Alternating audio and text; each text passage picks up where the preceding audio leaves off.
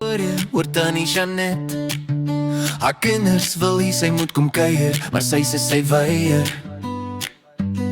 Hoe gaan hulle maak om haar daar te kry? Sy het 'n hewige vrees om te vlieg.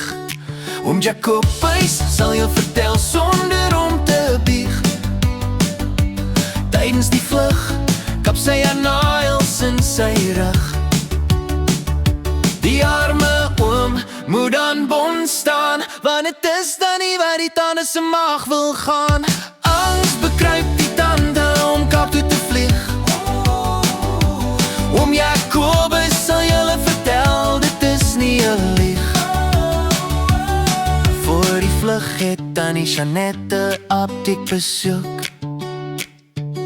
Sy het gevra vir die dikste weggooi doek. Sy koop ook antidepressante, dubbele dosis vir die tande. Haar senuwees is sigaar en haar maag werk al klaar. Sy wil gaan kuier vir haar dogter in Nederland, maar die senuwees knaag en sy kneers op 'n tand. Al hoe julle haar dag gaan kry is om haar te verdoof met 'n dagaloof. Oom Jacobus is al raad op met haar.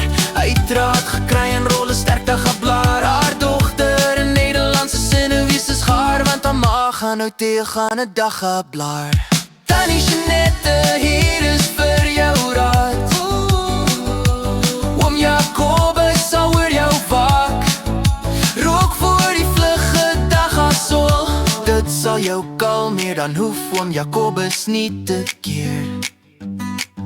Vernuils in sy vel en rug, en jou beide geniet die vlug. Voor die lang vlug na